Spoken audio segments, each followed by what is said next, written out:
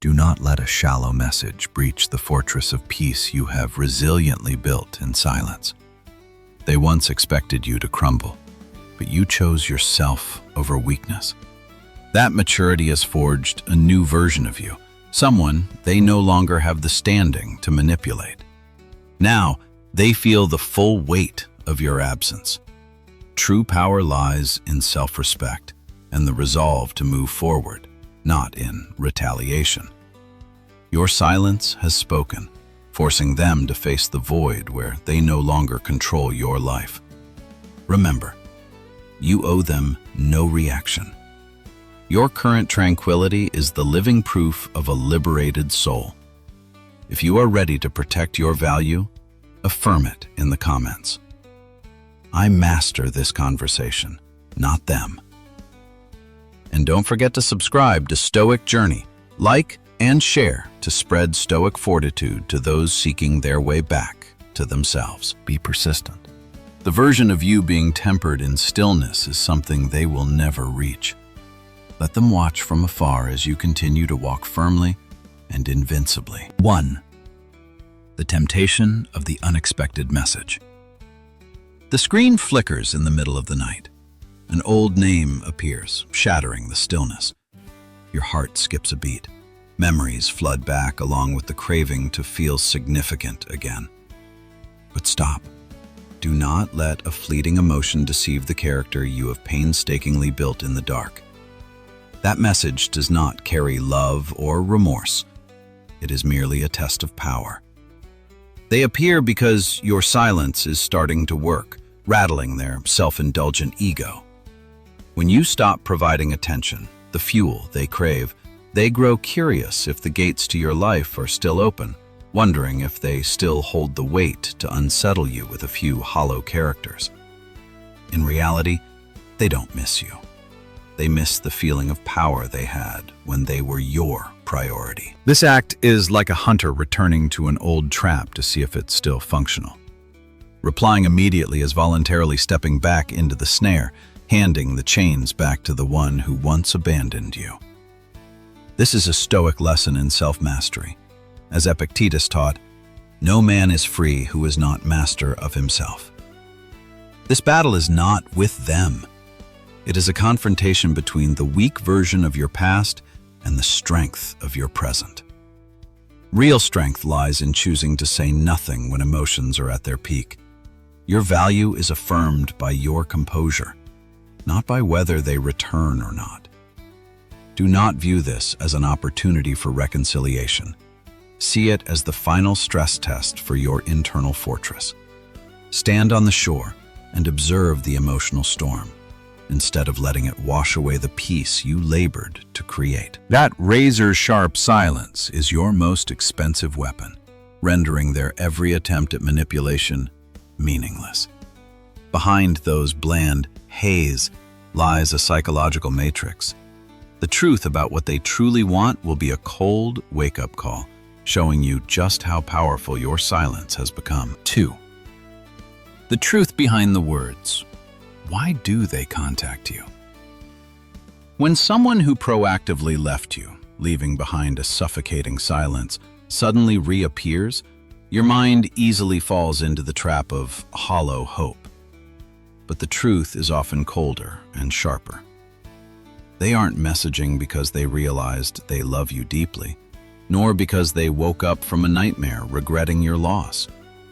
The essence of this action is that your silence is finally taking effect. The moment you stop chasing, the moment you cut off the attention fuel, that is when they begin to feel the disturbance. People don't usually miss your presence.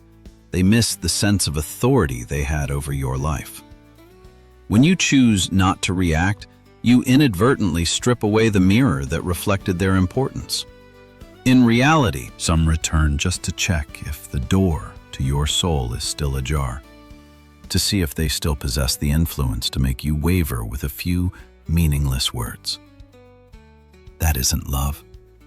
It is the need to reestablish control. Think of a hunter checking an old trap. He doesn't do it out of affection for the prey, but to confirm if the trap is still working or broken. Similarly, when they see you starting to radiate, succeed, or simply stop grieving, their possessive instinct awakens. This is where Epictetus's lesson becomes invaluable. Your growth lies in the ability to stand firm against the waves of their selfish curiosity. The core method here is observe without interfering. Treat that message as an external event outside your control, but how you react, or precisely how you don't react, is entirely in your hands. Do not let a brief text breach the fortress of peace you have spent so long constructing. Instead of asking, "Why did they message?" ask, "Why should I care?" The truth is, your value is far too great to play the role of a backup option in someone else's psychological game. 3. Decoding shallow signals when silence is the loudest shout. Hey, how have you been? These messages may seem harmless at first glance, but they are actually low-risk probes used to measure their remaining value in your mind. They aren't risking their ego or admitting fault. They are simply casting a thin line to see if you will still take the bait. If you respond with eagerness or resentment, you inadvertently confirm that they still have access to your emotional kingdom. The essence of this act is not love, but the curiosity of the ego. They want to know if, after all this time, they still hold enough weight to unsettle you with a few hollow characters. Marcus Aurelius taught, "You have power over your mind, not outside events." Your strength lies in realizing you have every right to choose not to let their selfish curiosity invade your current peace. Someone who truly wants to make amends will not send casual small talk. Sincerity must be accompanied by consistent action and a clear roadmap, not bland questions to test the waters. The core lesson here is emotional detachment. Reflect the same indifference they once showed you by keeping things minimalist. "I'm doing well, thank you. Wish you all the best." No follow-up questions, no explanations. By keeping your answer brief and neutral, you erect a steel boundary to protect your inner self. You show them that you are no longer the easily manipulated version of your past. This composure makes the other person realize the positions have reversed. You are no longer there to soothe their temporary loneliness. This razor-sharp stillness is the most powerful declaration of your worth. 4. The 24-hour strategy. Your greatest power right now lies not in the content of your answer, but in the timing of it. Apply the 24-hour strategy. Do not touch the keyboard for at least one full day after the message appears. When someone has been silent toward you for weeks or months, they default to the expectation that their reappearance will garner an immediate response, a confirmation that you are still waiting and they still have priority access to your life. But when you choose silence, you shatter that expectation entirely. During these 24 hours, a psychological shift occurs. Instead of you being the anxious one, they are the ones who begin to spiral into doubt. Why haven't they replied? Am I no longer important? This pause is not a petty mind game.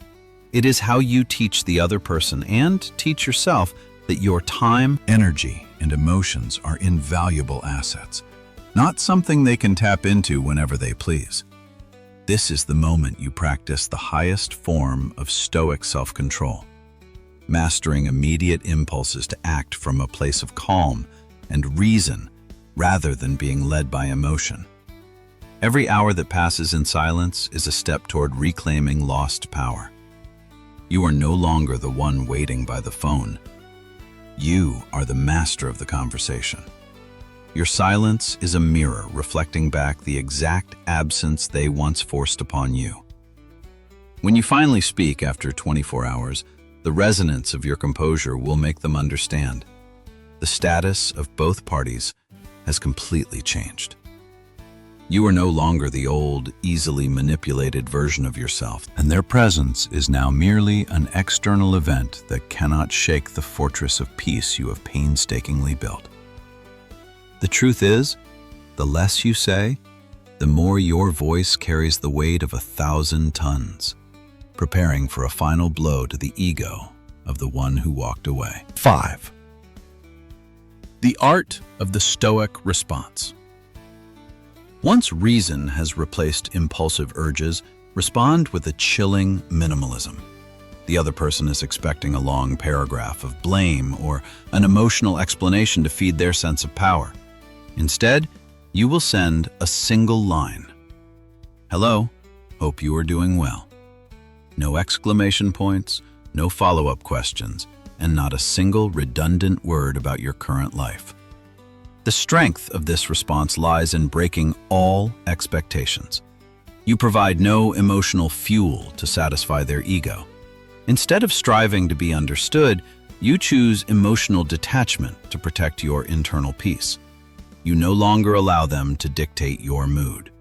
If they try to prolong the conversation with questions like, "What have you been up to?" maintain your ambiguity. "I've been great, thanks. Quite busy lately." You do not owe them a detailed report of your life. This distance is not out of spite, but because you understand that your energy is reserved for consistency, not for the temporary loneliness of others. In reality, one message cannot erase how they once abandoned you. If they truly feel remorse, they will prove it through persistent action, not meaningless check-ins. True value does not lie in the other person's apology, but in your own sovereignty. When you no longer crave validation from the one who left, you are truly free. Let them watch from afar and realize the fortress gates are permanently closed to those who only wanted to play. This composure is the beginning of an invincible position, where the past no longer has the weight to shake the present. 6. Identifying true effort versus impulsive probes. Do not mistake an impulsive message for a genuine effort to reconcile. Phrases like, "Hey," or "How have you been?" are minimum investment, zero-risk maneuvers. They are merely casting a line to see if you will still take the bait, with no intention of repairing the wreckage they left behind. True remorse comes with specificity. It requires an admission of guilt and consistent corrective action. A stray, casual text only proves that their ego is hungry for attention, not that their heart is seeking connection. Etch this into your mind. A message is never a commitment. Marcus Aurelius taught that power lies within the mind, not in external events. You cannot control their decision to text you, but you have total sovereignty over your standards. Do not let a weak message breach the fortress of peace you built in stillness. If they do not bring an effort that matches your new value, let them watch from a distance as you continue to advance. This silence is not a retaliatory game. It is the supreme practice of self-mastery. Epictetus affirmed, "No man is free who is not master of himself." When you suppress the urge to explain or blame, you are taming your own impulses and reclaiming your lost power. This is when you build an invincible inner citadel. You owe them no report on your life. Let them stand outside the gates and witness your growth in silence. Your current self is the result of discipline and self-respect.